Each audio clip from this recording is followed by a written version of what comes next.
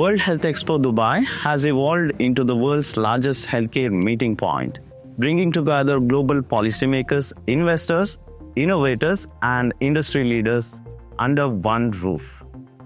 As it enters new chapter of 2026, the vision behind this transformation becomes even more important. Joining us today is Solenne Singer, Senior Vice President for Informa, who is playing a key role in shaping the future direction of WHX. Solenne, it's a pleasure to have you with us. Well, thank you for having me. So, to start with, please tell us about your background. For our viewers, it will be easy for them to understand. So I've been working in exhibitions for probably more than 20 years in different sectors. So education, aviation, energy, and then healthcare for the last 12 years, maybe, and really seeing Arab health grow from what it was 12 years ago to WHX, what it is today. That's interesting. You have described 2026 as a new chapter, right? Beyond the name transition from Arab Health to WHX, what truly differentiates World Health Expo from the legacy of 50 years of Arab Health? I think it puts a spotlight on what the show is. So in 2025, we were celebrating the 50 years of Arab Health. We were also moving the event from Dubai World Trade Center to DEC, Dubai Exhibition Center.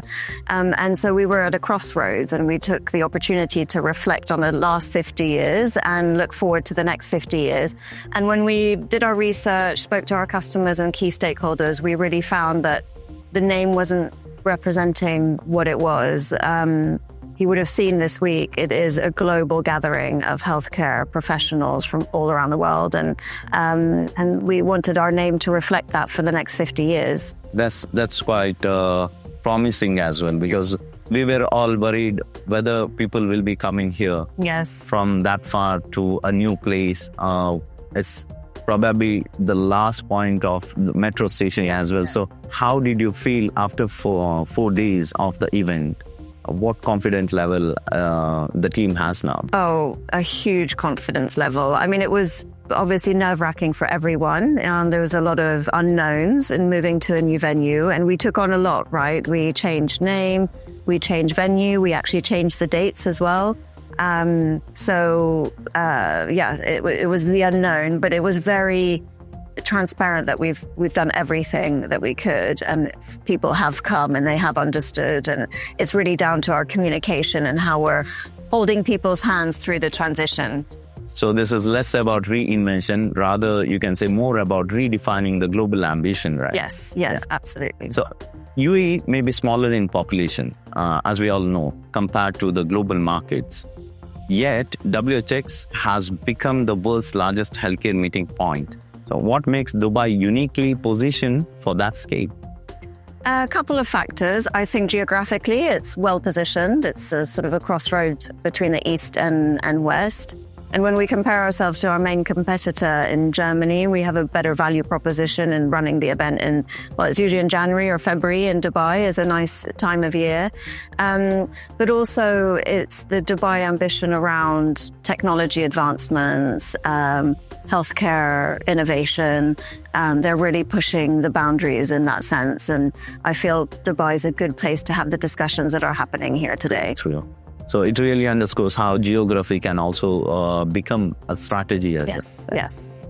Moving on to our next question. If you had to distill the WHX journey into one guiding principle that has shaped its growth from day one, what would that be?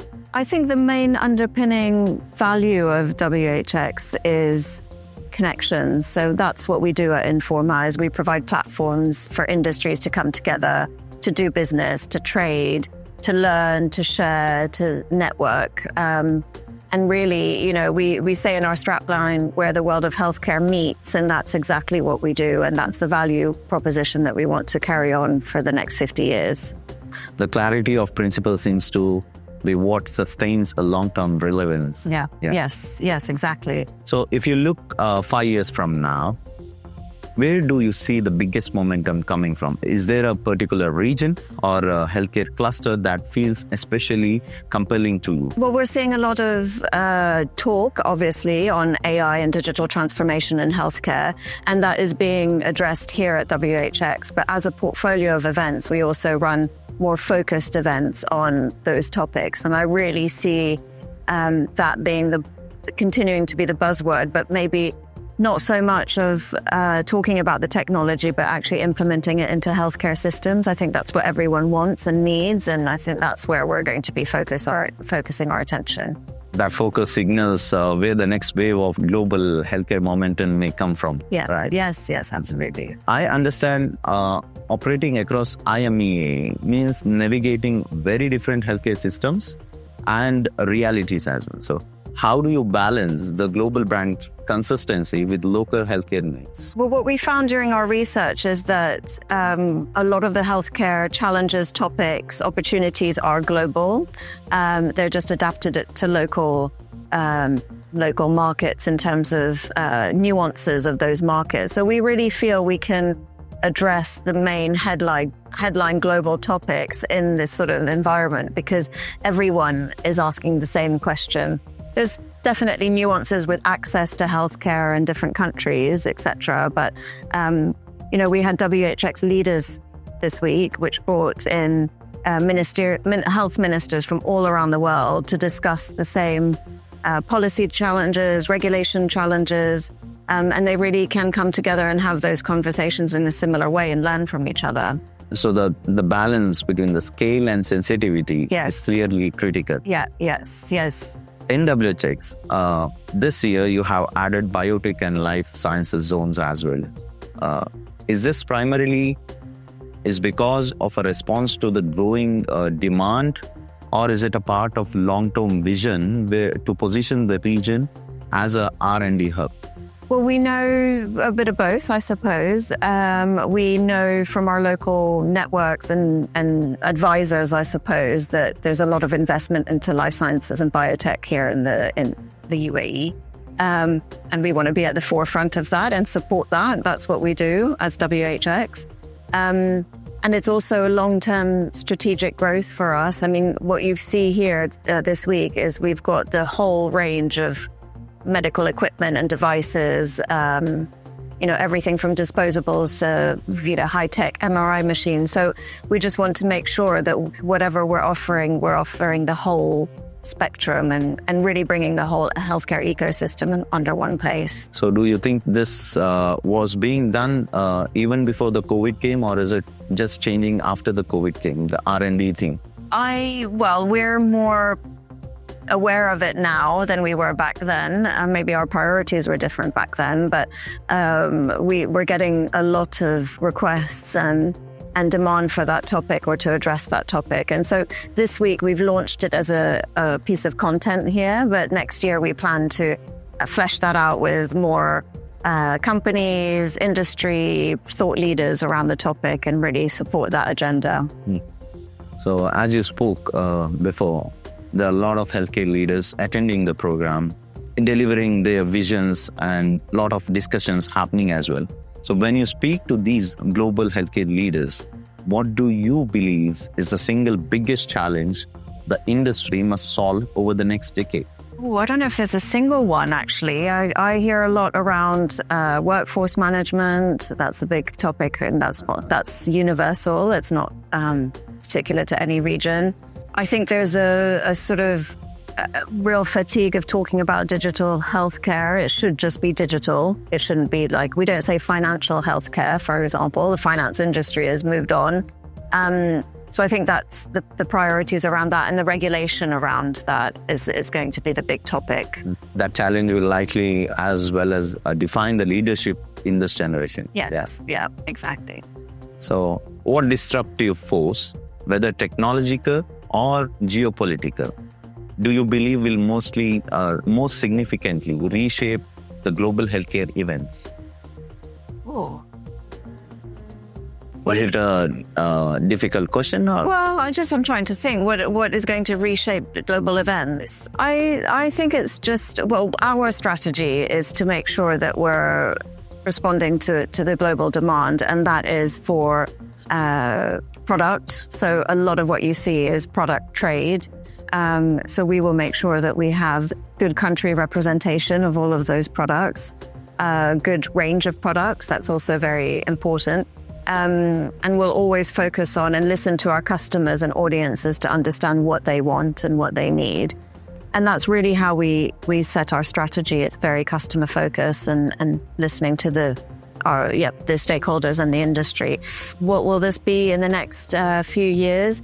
Well, one part is we've got WHX here in DEC, but we also have WHX labs at Dubai World Trade Center. And what we want to create is a World Healthcare Week across Dubai for 1 week, and make sure that the entire healthcare industry can come here and fulfill their needs, whether it's trade, whether it's thought leadership, whether it's connections. And that will be across both events, but also through other events like leaders and biotech and all of those different segments underneath. So we just make sure that we're at the forefront of that at all times. That is visible from the kind of speed what Informa is doing these days. Yes, we do things quickly. Last year we saw WHX Lab coming after 1 week of their event. So that is the reason why you brought in both the programs together. So how it was manageable for your team to, concentrate on both the programs at the same time. How the people responded basically, because a lot of people come to WHX Health as well as labs. So how did they feel? Did you get any kind of feedbacks from the visitors? Yes, we did. There was initially some concern about running them exactly on the same days. So what we did is we listened to that and we ran Dubai from Monday to Thursday and labs from Tuesday to Friday, giving people an opportunity to be here all week to do what they needed to do. It is challenging, but we've really seen a very positive result from it. There's a lot of people down at labs and there's been a lot of people down here. So they've obviously seen the value of coming just for 1 week as well, because it's a time out of people's office and work and life, right? So it needs to be of value. Time has more value these days. So it really does. That really helps the visitors as well as the exhibitors, leaders who come on the team, same time frame. And then, that's right. After experiencing WHX Dubai, what do you hope healthcare leaders carry back with them to their institutions and countries? Like I said, I hope they found the right network and the right connections in order to help them in their daily work back in their home countries. That's really what we want to provide, is that value, those valuable connections. So whether that's a healthcare leader or whether it's a healthcare distributor or a clinician, is to make sure that they've gotten what they need out of this event. That's great. That's great insights from you for today. So we'll have a fire round, a quick fire round. Only you need to say one word with an answer. So innovation or regulation, which will shape healthcare more? Both. Okay. Captain or architect, what should a modern leader be? I think a captain. Is AI currently ahead of healthcare systems? Yes or not? Yes and no. Sustainability in events, necessity or competitive advantage? Both. Middle East healthcare growth, sustainable or explosive? Explosive, I'm going to say. One leadership habit you refuse to compromise on? Active listening. The future of global healthcare collaboration depends upon? WHX. Wow, that's great. From legacy to global ambition, from infrastructure to innovation, it's clear WHX is positioning itself at the center of healthcare's next chapter. Thank you for sharing your vision with us. Thank you. Thank you very much.